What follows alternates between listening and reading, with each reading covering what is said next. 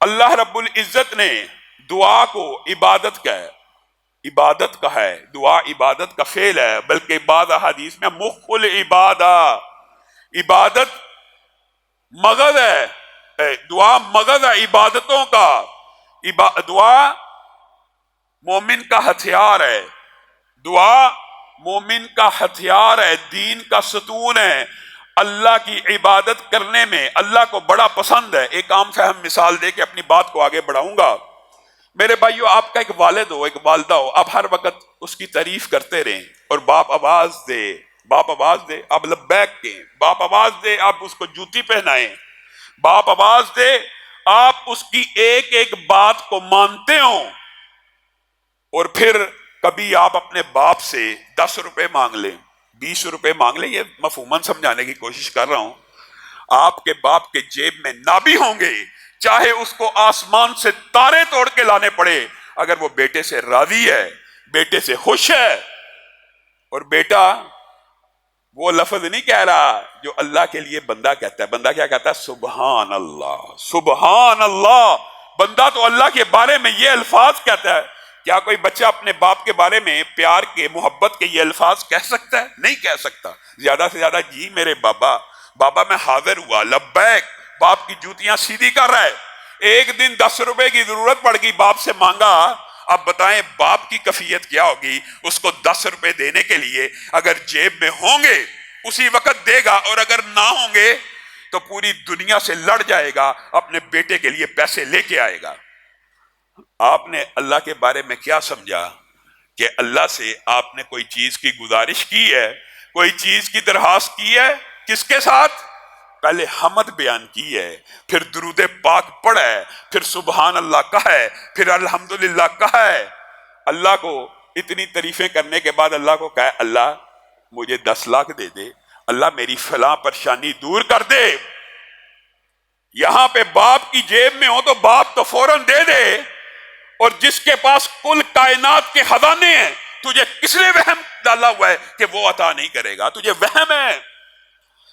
محمد الرسول اللہ صلی اللہ علیہ وسلم نے اسی ضمن میں مجھے اور آپ کو سمجھانے کے لیے ایک حدیث بیان کر دی کہ ہو سکتا ہے کسی کے دماغ میں مغالطہ ہو، میری یہ ضرورت بہت بڑی ہے، اللہ کے پاس شاید یہ چیز موجود نہیں ہے، اللہ شاید یہ عطا نہیں کر سکتا۔ نبی کریم صلی اللہ علیہ وسلم نے کہا، آدم اور ان کے تمام بیٹے، آدم اور ان کے تمام بیٹے، حضرت آدم سے لے کے قیامت تک، اس وقت دنیا میں 7 ارب انسان اس وقت موجود ہیں، ہر 100 سال میں اگر اتنے انسان موجود رہے ہیں، آپ ان کی آبادی کا حساب لگا دیں، پہلے کے اعتبار سے کم بھی ہوں گے، آئندہ قیامت تک کتنے انسان آنے ہیں، اربوں خربوں انسان دنیا میں آ چکے ہیں۔ محمد الرسول اللہ صلی اللہ علیہ وسلم ارشاد فرماتے ہیں، آدم سے لے کے قیامت تک جتنے انسان پیدا ہونے ہیں وہ ایک قطار میں کھڑے ہو جائیں، اور آدم آئیں تمہارے رب کے خزانوں میں۔ تم کیا سمجھتے ہو تمہارا رب تمہاری مشکلات دور نہیں کر سکتا، مصیبتیں پریشانیاں دور نہیں کر سکتا؟ تم نے اپنے رب سے لگائی نہیں لو، تم نے اپنے رب کے سامنے ہاتھوں کو پھیلایا نہیں ہے۔ وہ آ کے کیا مانگے آدم آ کے اللہ کو کہ اللہ زمین و آسمان میں جتنی بھلائیاں ہیں، جتنے خزانے ہیں، جتنے رزق ہیں، جتنی مخلوقات ہیں، فائدے مند نفع مند مجھے ہی عطا کر دیجئے۔ اللہ تعالیٰ آدم کو زمین و آسمان کے سارے خزانے، ساری نفع مند چیزیں، ساری بھلائیاں عطا کر دے۔ آدم کا دوسرا بیٹا ہے یہی کہے، تیسرا ہے یہی کہے، اللہ عطا کرتا چلا جائے۔ آدم کے سارے بیٹے قیامت تک پیدا ہونے والے یہ اللہ سے مانگتے چلے جائیں اور اللہ دیتا چلا جائے۔ حدیث کے الفاظ ہیں، جب آخری بیٹا بھی مانگ کے فارغ ہو، اللہ اس کو بھی آدم ہی جتنا عطا کر دیں، یعنی ہر ایک کو اتنا عطا کرتے چلے جائیں۔ تو اللہ کے خزانوں میں اتنی کمی واقعہ نہیں ہوتی جتنی تم سوئی سمندر میں ڈبوتے ہو اور اس کو نکالتے ہو، اس کے اوپر ایک قطرہ لگا ہوتا ہے، وہ قطرہ جب سمندر سے جدا ہو جاتا ہے تو سمندر میں کتنی کمی واقع ہوتی ہے، تمہارے رب کے خزانوں میں اتنی بھی کمی واقع نہیں ہوتی۔ پھر بھی کسی اور سے مانگنا ہے، پھر بھی در در کی ٹھوکریں کھانی ہیں، پھر بھی کسی کے آگے رکوع کرنا ہے، پھر بھی مخلوقی کی عبادت کرنی ہے۔ میرا رب وہ ہے جس نے کہا جب بندہ نادم ہو کے چاہے گناہ کرتا ہو، پچھلے جمعے آپ کے سامنے رکھا، نادم ہو کے یا اپنی ضرورت کے لیے نادم ہوا ہو، تب بھی اپنی ضرورت کے لیے ہاتھوں کو اٹھا دے۔ یہ ہاتھوں کو اٹھانا صحیح حدیث سے یہ کیا انداز ہے؟ اس کا مطلب یہ ہے اللہ تیرے در کے منگتے ہیں، تیرے در کے بھکاری ہیں، اللہ ان ہاتھوں میں خیر کو ڈال۔ جب بندہ ہاتھوں کو اٹھا لیتا ہے تو تمہارا رب اتنا کریم ہے، اتنا کریم ہے، اتنا کریم ہے، اس کو یہ ہاتھ خالی لٹاتے ہوئے حیا آتی ہے، چاہے بندے کے عمل جیسے بھی کیوں نہ ہو۔ اس بندے نے میرے سامنے ہاتھ پھیلا دیے، میں تو عطا کرنے والا ہوں، کس سے مانگ رہا ہے؟ میں رب سے، اور میں اس کے ہاتھوں کو خالی لٹا دوں؟ یہ ممکن نہیں ہے۔ یہ آپ کو وسوسہ ہے، ہماری دعائیں نہیں سنی جاتی، ہماری دعائیں قبول نہیں ہوتی۔ محمد الرسول اللہ صلی اللہ علیہ وسلم نے یہ وہم، یہ اشکال بھی دور فرما دیا کہ بندے کی دعائیں اس وقت تک قبول ہوتی رہتی ہیں جب تک وہ جلدی نہیں کرتا اور یہ لفظ نہیں بول دیتا میری دعائیں قبول نہیں ہوتی۔ اے بندے، یہ کیوں کہا محمد الرسول اللہ صلی اللہ علیہ وسلم نے کہ جب تک بندہ یہ نہیں کہتا میری دعائیں قبول نہیں ہوتی تب تک اس کی دعا سنی جاتی ہے، لیکن جب بندہ یہ اعلان کر دیتا میری دعا نہیں سنی جاتی تو اس کی پھر دعا نہیں سنی جاتی۔ اس کی وجہ کیا ہے؟ کبھی غور کیا اس حدیث پہ؟ اس کی وجہ یہ ہے تو نے تو خود الہ کا، اللہ کا انکار کر دیا، تو نے تو اللہ کے بارے میں یہ گمان کر لیا کہ اللہ دیتا نہیں ہے، اللہ سنتا نہیں ہے، اور جس کی رب نہیں سنتا پھر گلی گلی پھرتا رہے، پھر در در کی ٹھوکریں کھاتا رہے، جتنے مردی وسیلے واسطے ڈالتا رہے۔ جس کی رب نے نہیں سننی اس کی کوئی نہیں سن سکتا۔ حدیث کے یہ بھی الفاظ موجود ہیں، پوری دنیا جمع ہو جائے ایک بندے کو نقصان پہنچانے کے لیے، ایک بندے کو، پوری دنیا جمع ہو جائے ایک بندے کو نقصان پہنچانے کے لیے، اور اللہ تعالیٰ اگر اس کی حفاظت کرنا چاہیں تو اس کو کوئی نقصان نہیں پہنچا سکتا، کوئی نقصان نہیں پہنچا سکتا۔ اور تو اپنے منہ سے ہی کہہ دیتا میری سنی نہیں جاتی۔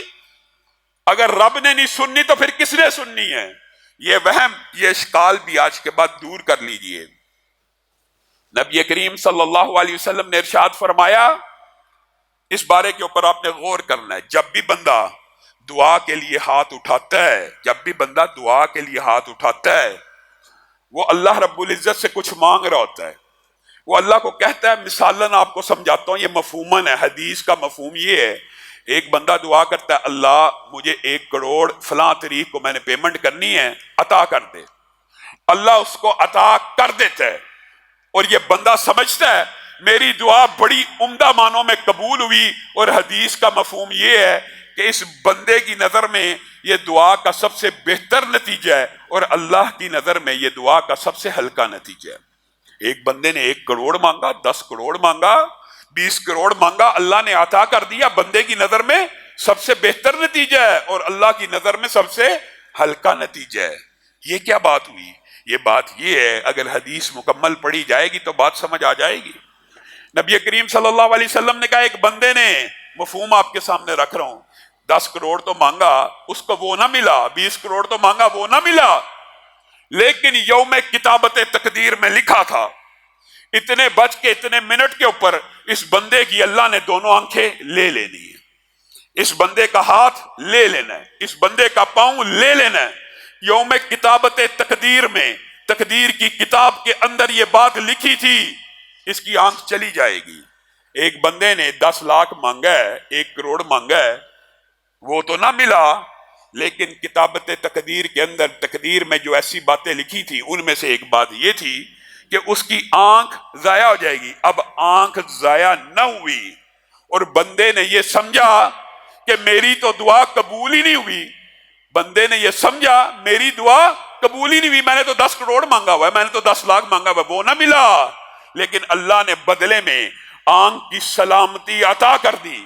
اور نبی کریم صلی اللہ علیہ وسلم نے فرمایا یہ اللہ کے نزدیک پہلے نتیجے سے بہتر نتیجہ ہے، اور اگر آپ غور کریں اپنے اوپر، بتائیے آنکھ اچھی ہے کہ 10 لاکھ اچھے ہیں؟ 1 کروڑ اچھا کہ دونوں آنکھیں اچھی ہیں؟ اللہ رب العزت کی یہ عنایت ہے۔ اور یہ جو یوم کتابت تقدیر کا باب ہے، ضمنی طور پہ بات آئی ہے، یہ باب بڑا طویل ہے۔ بعض لوگ کہتے ہیں اللہ رب العزت نے کتابت تقدیر میں لکھا تھا دعا اب کی، وہ مٹا دیا گیا۔ صرف ایک جملہ کہوں گا اور بات کو آگے لے کے جاؤں گا۔ میرے بھائیو، یہ جو وقت ہوتا ہے نا، وقت، یہ جو وقت ہے، یہ جو گردش دورہ ہیں، یہ جو ماہ و سال ہیں، یہ میرے اور آپ کے لیے ہیں۔ یہ صرف میرے اور آپ کے لیے۔ یہ مخلوقات کو اللہ نے وقت کے اندر پابند کیا ہوا ہے۔ اللہ وقت سے ماورا ہے۔ اللہ کا ہر وقت حال چل رہا ہوتا ہے۔ یہ تیرا میرا ماضی، حال اور مستقبل ہے۔ اللہ کے لیے کیا مشکل ہے؟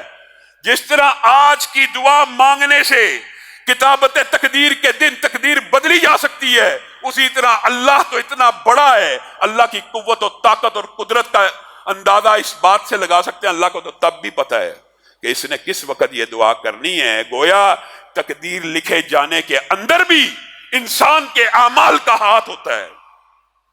تقدیر کے لکھے جانے کے اندر بھی انسان کے اعمال کا ہاتھ ہوتا ہے، کیونکہ اللہ وقت کی قید سے ماورا ہے۔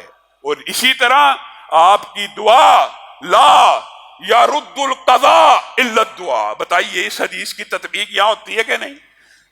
قضاء کو کوئی چیز نہیں ٹال سکتی مگر دعا کے۔ دعا قضاء کو بھی بدل دیتی ہے، لکھی ہوئی تقدیر کو بھی بدل دیتی ہے۔